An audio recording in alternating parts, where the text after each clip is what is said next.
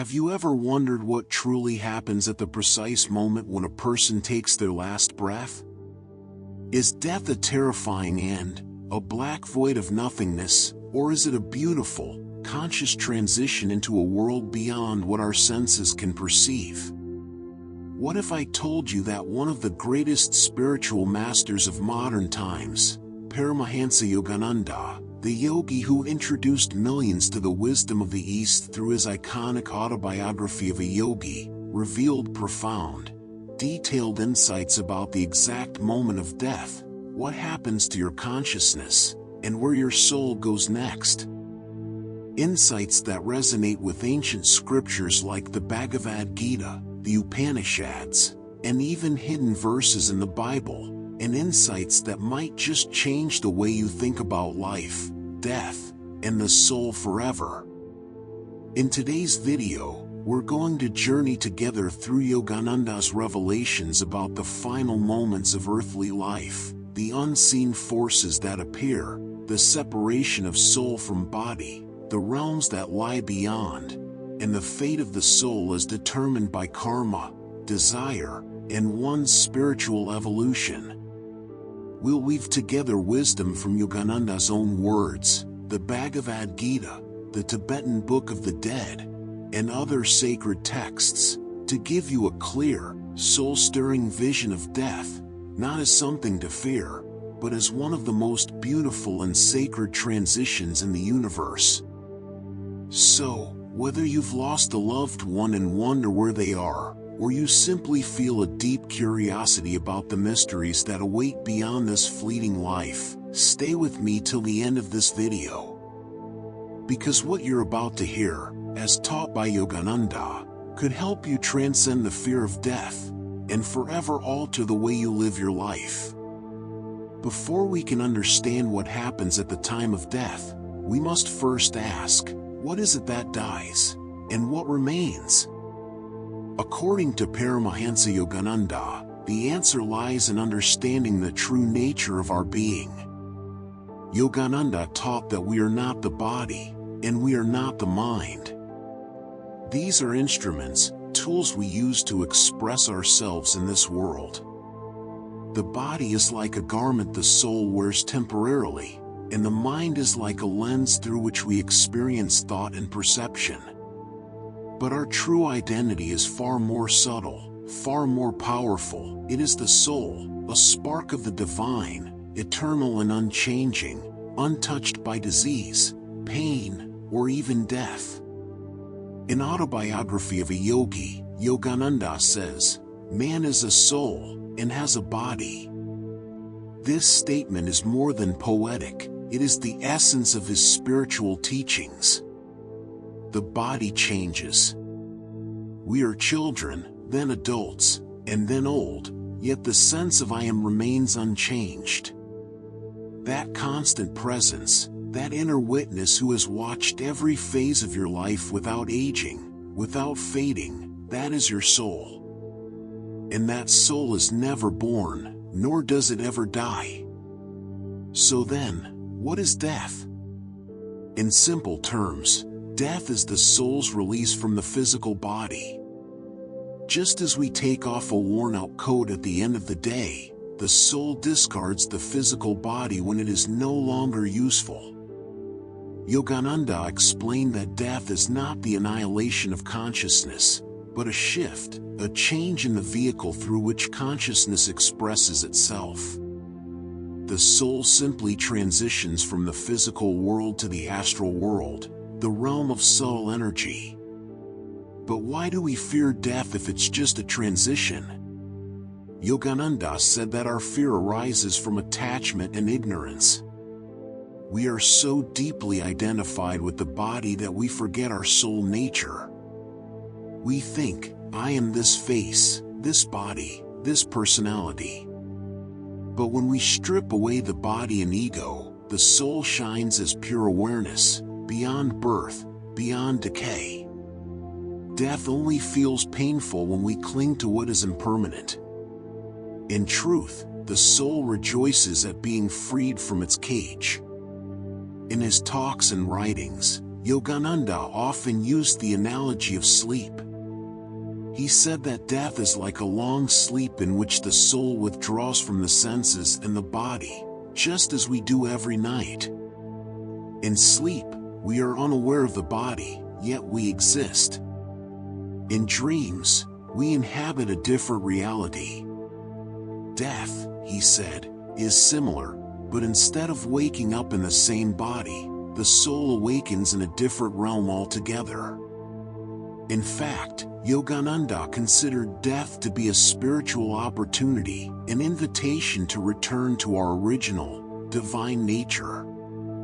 But how we experience that transition depends entirely on our state of consciousness at the time of death. A soul full of fear, attachment, or confusion may experience turbulence. But a soul that is spiritually awake, through meditation, devotion, and inner purity, can glide into the afterlife with peace, clarity, and joy. This understanding isn't unique to Yogananda. The Bhagavad Gita, one of the core spiritual texts of India, echoes this truth. In chapter 2, verse 20, Lord Krishna says, "The soul is never born, and never dies, nor, having once existed, does it ever cease to be." The soul is unborn, eternal, ever-existing, undying, and primeval. This same eternal soul, known as Atman in the Upanishads, is said to be pure consciousness, untouched by the dualities of life and death. Yogananda beautifully synthesized these ancient teachings into a modern context. He explained that the journey of the soul doesn't begin with birth and doesn't end with death. We have lived countless lives before this one, and we will continue evolving through many more, until the soul breaks free from the cycles of reincarnation and merges back into its divine source, which he called God, or Spirit. So, when we ask, what happens at the time of death, we must begin by understanding that nothing essential is lost. Only the temporary drops away. The soul, untouched and undiminished, continues its journey.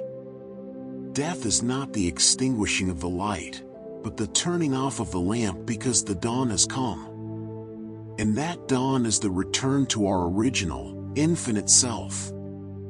Now that we understand what death truly means, not as an end, but as a transition, let's move to the actual moment itself. What happens when a person draws their final breath? According to Paramahansa Yogananda and the timeless teachings of yoga and Eastern mysticism, death is a deeply spiritual event, often misunderstood by those observing it from the outside. Yogananda described the moment of death as a great withdrawal. It is not an abrupt cessation of life, but rather a gentle, step-by-step detachment of the soul's awareness from the physical body and its senses. Yogananda taught that in the final moments of life, the life force, known as prana, begins to withdraw from the outer extremities first, the hands, feet, and limbs, and slowly recedes inward toward the heart and brain. This is why people who are near death often feel cold in their hands and feet long before the heart actually stops. The subtle energy currents that animate the body start moving inward, gathering at the spiritual centers deep within. As the life force withdraws, the senses begin to shut down one by one. The sense of touch fades. The sense of taste and smell depart. The power of sight dims, and finally, hearing is the last to go. Yogananda mentioned that even in the final seconds, when a person appears unconscious to the outer world, they may still hear what's happening around them. This is why in ancient traditions, it was customary for loved ones to chant mantras or whisper sacred names of God into the ear of the dying, because those final sounds can help guide the soul in its passage to the next world. Yogananda often compared the dying process to a master of a house locking the doors and windows one by one at night, retreating inward until he finally extinguishes the last light. In death, consciousness withdraws from the physical world and focuses into the brain, especially the area at the medulla oblongata, known in yogic science as the mouth of God. From this point, the soul exits the body, either through the medulla or, for highly advanced souls, through the spiritual eye located at the point between the eyebrows.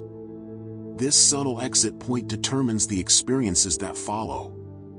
According to Yogananda, ordinary souls exit through lower centers, guided by unconscious desires and attachments, while yogis and saints leave through the higher centers, especially the Ajna chakra, ensuring a peaceful, conscious transition into higher realms. The Bhagavad Gita also confirms this truth. In chapter 8, verse 6, Krishna says, "Whatever state of being one remembers when he quits his body, O son of Kunti, that state he will attain without fail." This emphasizes that our thoughts, emotions, and state of awareness at the moment of death profoundly shape our journey after life.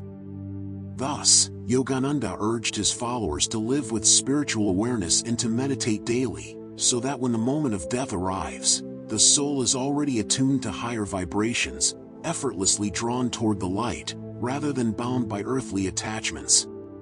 In this way, the moment of death can become the most sacred passage of all, a conscious release into infinity. Now that we have understood what happens at the moment of death, the great withdrawal of life force and the exit of the soul from the body, it's time to explore where the soul goes next. According to Paramahansa Yogananda, as well as ancient yogic scriptures, the journey of the soul does not end with death. In fact, it truly begins. The soul moves from the dense, physical world into more subtle realms known as the astral and causal planes.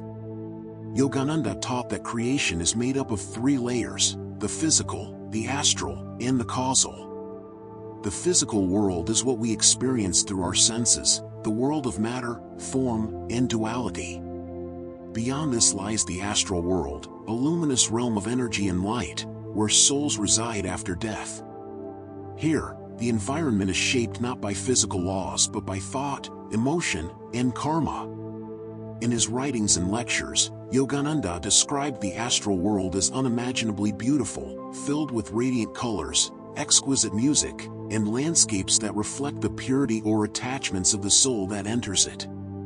He explained that in the astral world, souls continue to exist in subtle energy bodies. These bodies are free from disease, decay, and suffering as experienced in the physical world. However, the experiences in the astral world are still influenced by the soul's tendencies, desires, and unfinished karmic impressions. Some souls experience joy and harmony in heavenly astral realms, while others with lower vibrations may find themselves in darker, heavier astral planes, shaped by their own unresolved thoughts and emotions. Yogananda wrote that advanced beings, yogis, saints, and spiritually awakened souls ascend to the higher, luminous astral spheres, while ordinary or materially attached souls dwell in middle or lower astral regions. In his autobiography of a yogi, Yogananda recounts a fascinating conversation with the astral being of his deceased guru, Swami Sri Yukteswar. In that vision, Sri Yukteswar explained the organization of the astral and causal worlds and how souls continue their spiritual evolution after death. Beyond the astral world lies the even subtler causal world, a realm of pure ideas and thought forms.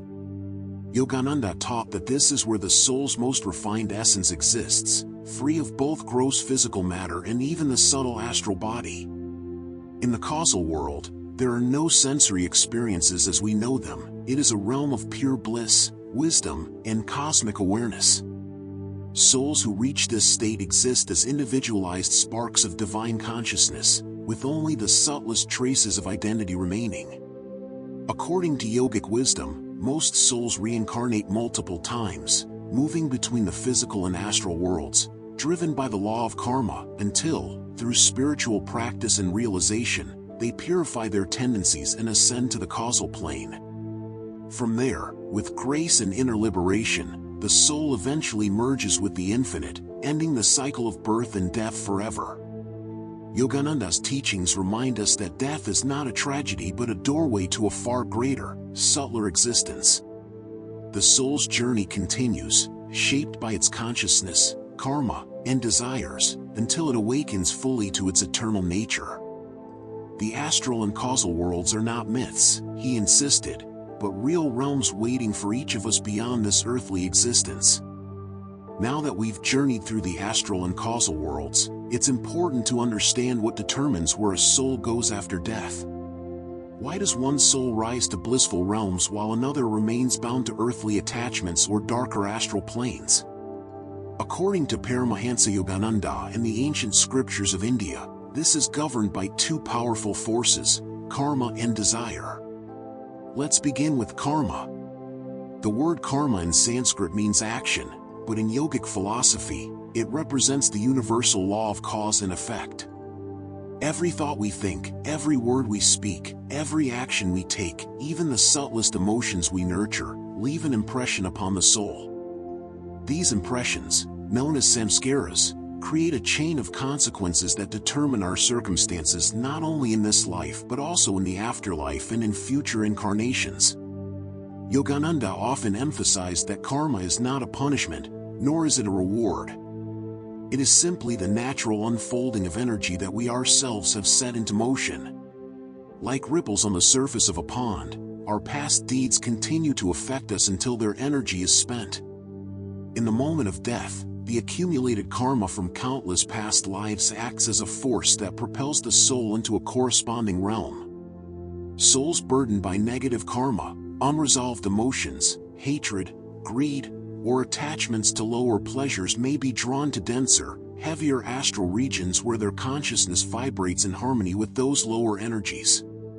Meanwhile, those who have cultivated kindness, selflessness, wisdom, and devotion to God gravitate toward luminous, harmonious astral spheres where peace, joy, and spiritual companionship abound. Yet karma alone does not decide a soul's journey. The second powerful force is desire. In the yogic tradition, desire is seen as the root cause of bondage. Whatever desires a soul harbors at the time of death, whether for worldly pleasures, unfinished relationships, or spiritual enlightenment, magnetically draw it toward environments where those desires might be fulfilled or gradually dissolved. The Bhagavad Gita, a revered spiritual scripture quoted often by Yogananda, says, "As a person sheds worn-out garments and puts on new ones, so the embodied soul casts off its worn-out bodies and enters others that are new." This metaphor illustrates how desire acts as the thread binding the soul to cycles of rebirth until it learns its lessons and turns inward toward the eternal. Yogananda explained that even in the astral world, souls with strong unfulfilled desires for earthly experiences might long for rebirth. Others, who aspire for higher wisdom, may continue evolving in the astral or causal planes until they attain greater purity. This is why saints and sages across traditions urge us to consciously discipline our desires while we're alive, to focus on noble, selfless, and spiritual longings that elevate the soul. In essence, both karma and desire act as architects of the afterlife. Together, they script the soul's journey through realms of light and shadow, joy and sorrow, until, through wisdom, meditation, and devotion, we burn the seeds of past actions and dissolve the chains of craving. Only then can the soul find lasting peace and ultimate liberation. Now that we've understood how karma and desire shape the afterlife, a profound question arises: what happens next? Does the soul stay in those astral or causal realms forever?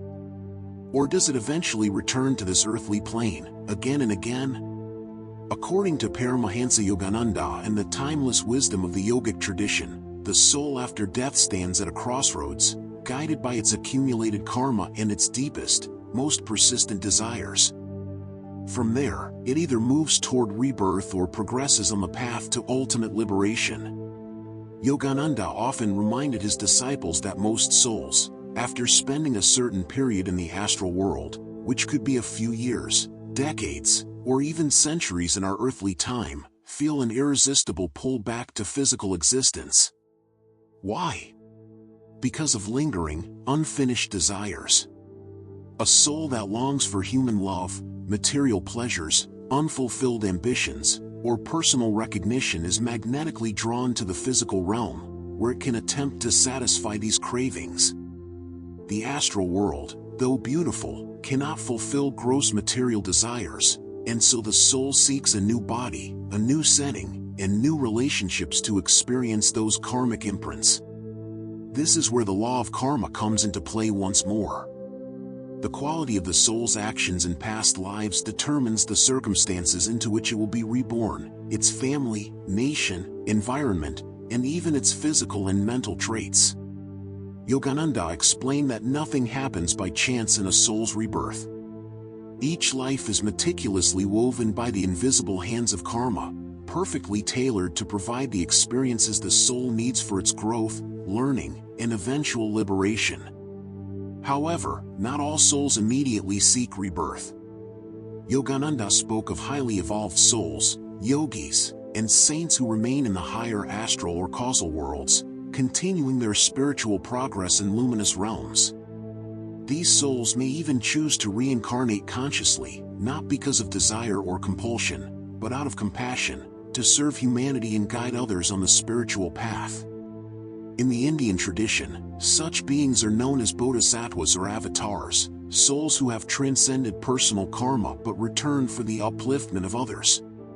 Ultimately, the soul's final goal is liberation, known in Sanskrit as moksha. Liberation is the complete freedom from the cycle of birth, death, and rebirth. It is the state where the soul realizes its eternal, unchanging oneness with the divine.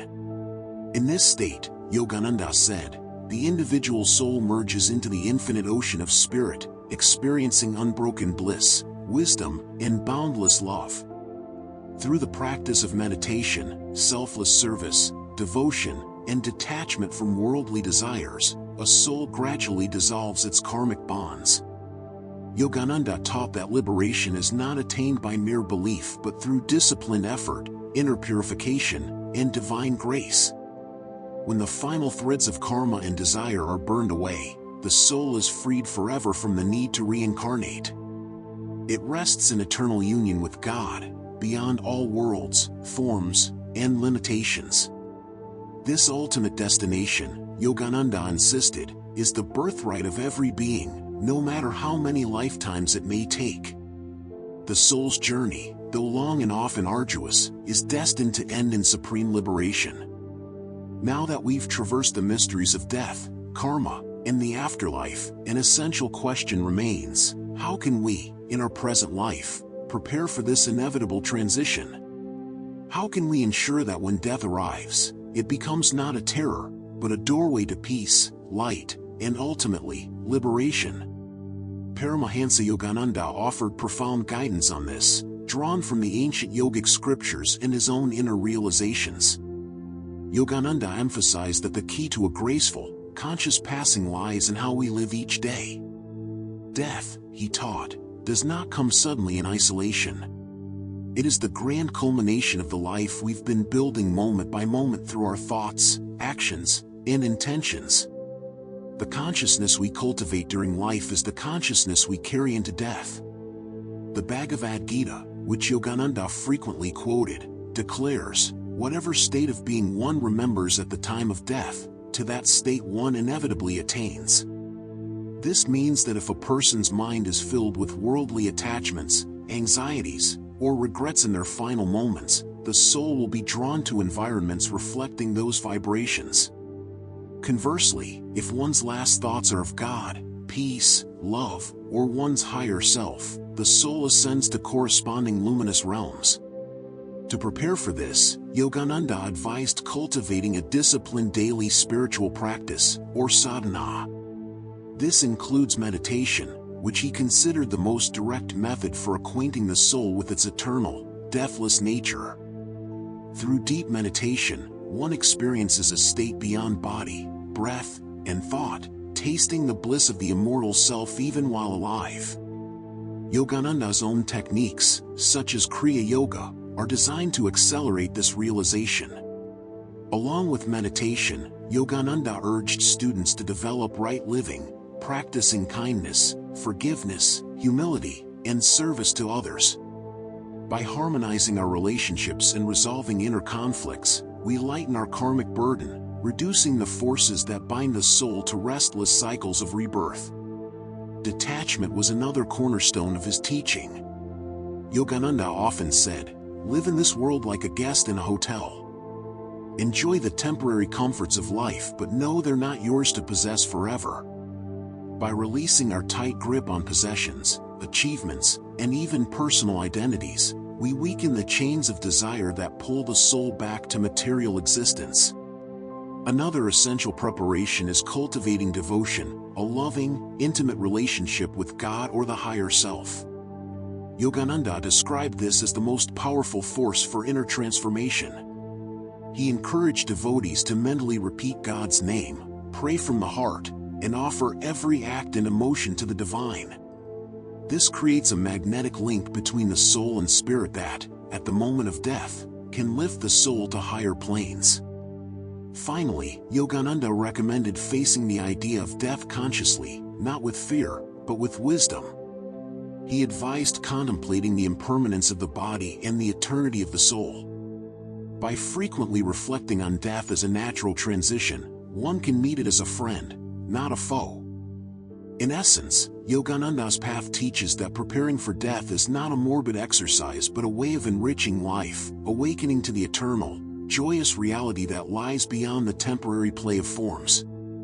After understanding how to prepare for death, you might naturally wonder, how does one recognize a good death? Is it merely dying without pain, or is there a deeper spiritual meaning behind it? According to Paramahansa Yogananda and the ancient yogic scriptures, a good death is not measured by external appearances alone, but by the state of consciousness in which the soul leaves the body. Yogananda taught that the moment of death is the most crucial opportunity for the soul to detach from the physical world and ascend toward higher realms. The Bhagavad Gita proclaims, "He who departs from the body, thinking of me alone, even at the time of death, attains my being." Of this there is no doubt. In other words, if a person dies with their mind absorbed in God or in a state of serene detachment, their soul is assured of a peaceful transition. Yogananda described several signs, both subtle and observable, that indicate a good or spiritually elevated death. One of the foremost signs is calmness and fearlessness. The person facing death feels no terror, no clinging to the body, but surrenders willingly, often with a gentle smile or a look of serene acceptance on their face.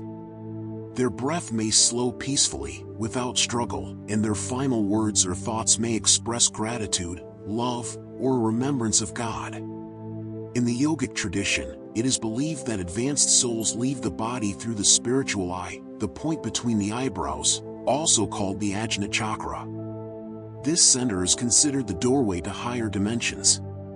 Yogananda shared that yogis who have mastered deep meditation can consciously exit through this point in a state of blissful ecstasy, their awareness merging with divine light. Such a departure is considered the most auspicious and liberating. Another subtle sign is the fragrance and lightness around the departed body. Yogananda recounted instances where great saints, at the time of death, would leave behind a subtle fragrance of flowers or a radiant glow on their faces, even in lifeless form. This was seen as a testament to the purity of their consciousness at the time of passing. Beyond physical signs, a good death is also recognized by the peace it brings to those around. Often, when spiritually attuned souls depart, the grief of their loved ones is tempered by a sense of sacredness, an unexplainable peace that seems to linger in the space they leave behind. Yogananda encouraged his followers to remember that while external signs may offer clues, the truest indicator of a good death is the soul's internal state, free from fear, desires, and regrets, consciously merging into light, love, or divine remembrance. Ultimately, Yogananda taught that every soul can aspire for such a transition, not through mere wishful thinking, but through a life of self-awareness, spiritual practice, and loving surrender to the higher self.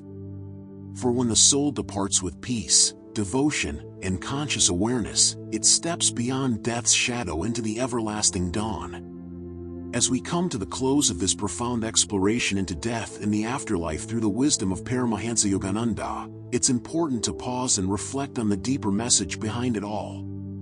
Why do the great masters, yogic scriptures, and enlightened beings urge us to contemplate death while we are still very much alive? Not to evoke fear, but to free us from it. Yogananda often said, "The wise man dies only once, but the ignorant dies 1,000 times in fear." What he meant is that those who never confront the mystery of death live in constant subconscious anxiety about its inevitability. By avoiding the subject, they allow fear to silently dictate their lives. But those who courageously turn inward and seek to understand death begin to dissolve this fear, replacing it with wisdom, peace, and a deeper appreciation for the fleeting, sacred gift of life. The ultimate lesson Yogananda wished to impart is that death is not an end, it is a doorway.